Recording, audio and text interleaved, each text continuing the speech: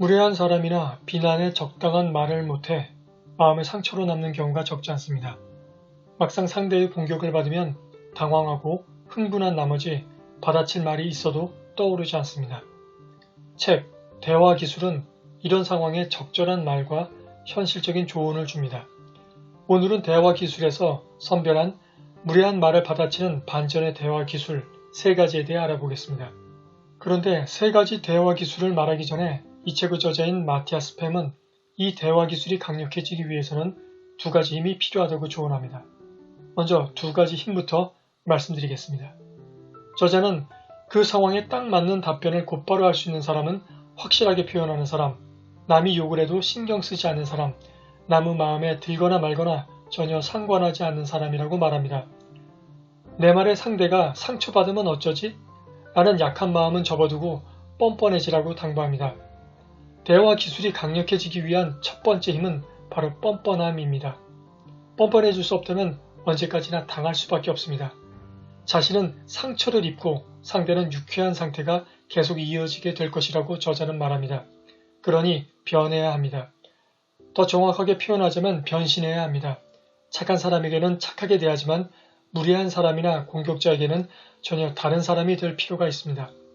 마음의 준비가 되어 있지 않다면 반격시 갈등을 일으킬 수 있습니다. 나는 착하고 점잖은 사람인데 난 이런 사람이 아닌데 내가 너무 하는 거 아닐까? 라는 생각이 떠오르면 말이 제대로 나올 수 있을까요? 분명 주저하다 되받아칠 시간을 놓쳐 후회하게 될 확률이 높습니다. 대화 기술이 강력해지기 위한 2번째 힘은 노라고 말하는 것입니다. 노라고 말하지 못하는 이유가 무엇일까요? 저자는 남을 실망시키고 싶지 않다는 마음 때문이라고 말합니다. 저 역시 같은 생각입니다. 여러 동영상을 통해 말씀드렸듯 거절에 대한 부담을 너무 가지실 필요가 없습니다. 나 자신도 남에게 부탁할 때 거절을 예상하고 합니다. 거절은 아주 자연스러운 것입니다. 나만 그럴까요? 상대방도 크게 다르지 않습니다. 그런데 상대방이 이렇게 부탁했는데 서운하다라든가 너무하다고 반응한다면 어떻게 하시겠습니까? 이럴 땐 뭘 맡겨놨냐? 우습네. 난 당신을 해결하라고 있는 사람이 아니야 라고 생각하며 감정에 휘둘리지 마십시오. 죄책감을 불러일으키거나 책임감을 자극하며 부탁을 들어줘야 한다고 강요한다면 더욱더 냉철하게 생각하시기 바랍니다. 자기가 하지 못한 일을 부탁하면서 상대에게 그런 부담을 준다는 것은 순서가 바뀐 발상입니다. 문제와 책임은 부탁하는 사람에게 있습니다. 앞으로 부탁받을 때 이런 생각을 하시면 거절에 대한 마음의 부담이 줄어듭니다. 판단이 흐려지는 것을 막는 데도 효과적입니다. 반격에 필요한 2가지 힘을 준비했으니 이번에는 이를 바탕으로 한 3가지 대화 기술에 대해 알아보겠습니다. 1. 그것은 당신의 생각이지. 상대로부터 공격받을 때 그것은 당신의 생각이지 라는 대답은 다른 사람들은 그렇게 생각하지 않는데 당신만 그렇다는 의미로 상대의 공격을 약화시키거나 역공을 펼칠 기반을 만들 수 있습니다. 말의 가시가 더 좋구먼. 그런 것도 못하냐? 능력이 없군.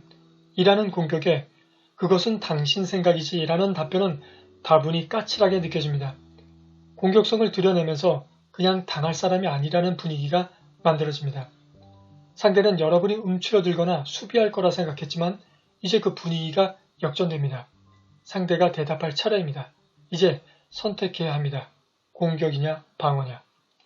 상대가 선택을 고민하는 동안 여러분은 시간을 벌었습니다. 그것은 당신의 생각이지는 만만하게 보이지 않으면서 공격력을 상승시켜줍니다. 주도권도 가져오면서 생각할 시간을 번다는 면에서 유용한 표현입니다. 2. 상대의 능력을 의심하라. 저자는 상대가 트집 잡을 때 그 사람의 능력으로는 문제를 판단할 수 없다는 의미를 전달하라고 권합니다. 그러면 상대의 비판 자체가 무의미해집니다. 상대의 비판이 날카로울지 모르지만 잘못된 판단에서 비롯된 공격이 되어 칼날이 무뎌지게 됩니다. 착각하고 있네. 이해할 수 없군요.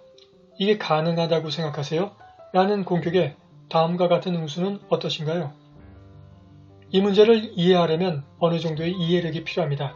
당신이 모르는 것도 무리는 아니겠죠. 이 문제는 전문가 외에는 판단하기 어렵습니다. 그럴 것입니다. 처음엔 저도 이해가 안 되었지만 연구해보니 알겠더군요. 상대의 능력 자체가 의심받으니 상대의 말은 한순간에 가치가 없어집니다. 책에는 나와 있지 않지만 상대가 뭐야, 내가 뭘 안다고 라고 말하면 어떻게 할까요? 이런 경우를 대비해 후속 대응책도 마련해 두는 것이 좋습니다. 이럴 땐 화를 내는 대신 차분하게 혹시 화내시는 건 아니시죠? 설명을 좀 더 들으시면 이해되실 겁니다. 라며 말을 이어가는 것도 적절한 후속 대응책이 됩니다. 이때 흥분한 상대는 창피를 느끼게 되고 자신의 감정을 누리려고 힘을 써야 합니다. 이 상황에서 여러분은 상대방보다 유리한 위치에 서게 됩니다. 3. 역으로 되묻기. 이 표현은 근거 없는 공격의 이유를 물을 때 또는 말하기 곤란하거나 할 말이 생각나지 않을 때 유용하게 사용될 수 있습니다. 질문하는 입장과 대답하는 입장의 상황을 역전시키는 방법으로 상대의 공격에서 손쉽게 벗어날 수 있습니다. 또한 되물으면서 생각할 여유를 얻을 수 있어 유용합니다. 역으로 되묻기는 질문에 대해 되묻기, 상대의 생각 묻기, 같은 질문으로 되묻기 등 다양한 방법으로 응용할 수 있습니다. 차례대로 그 예를 살펴보면 왜 그렇게 했어? 제가 그렇게 했다고 생각하십니까? 당신 말투가 이상해? 그럼 이상하지 않은 말투는 어떤 거라고 생각하십니까? 언제가 마지막 연애였나요? 당신은 언제였죠? 질문한 사람이 역으로 자신의 질문에 대답하는 상황에 놓입니다. 당황하다 대답을 못할 수도 있고 제가 묻잖아요 라며 다시 물을 수도 있습니다. 어떤 것이든 역으로 되묻기 전략은 상대를 흔들 수 있는 좋은 방법이라고 생각합니다. 어떤 말을 할지 고민을 줄여주는 상대의 칼로 싸우는 전략, 상대로부터 연료를 공급받는 전략이라고 할 수 있습니다. 오늘은 책 대화 기술을 참조해 무례한 말에 대응할 수 있는 힘과 방법에 대해 알아봤습니다. 온라인을 살펴보니 무례한 사람과 말 때문에 상처받는 분들이 많은 것 같습니다. 반대로 생각해보면 상대방을 먼저 생각하는 착한 분들이 많다는 증거이기도 합니다. 하지만 경쟁을 해야 하는 상황에서 배려나 친절만으로 문제를 해결하기 힘든 경우가 많습니다. 나 또한 전투력을 보여줘야 상대를 내 쪽으로 끌어올 수 있습니다. 착하지만 때로는 까칠할 줄 아는 사람이 바로 그런 사람입니다. 기브 앤 테이크에서 저자인 애덤 그랜트 와튼 스쿨 조직 심리학 교수가 표현한 성공 사다리의 꼭대기에 있는 기버가 바로 이런 유형의 사람이라고 할 수 있습니다. 아무쪼록 여러 정보를 활용하시어 좋은 성품도 잃지 않으면서 성공도 얻으셨으면 하는 바람입니다. 감사합니다.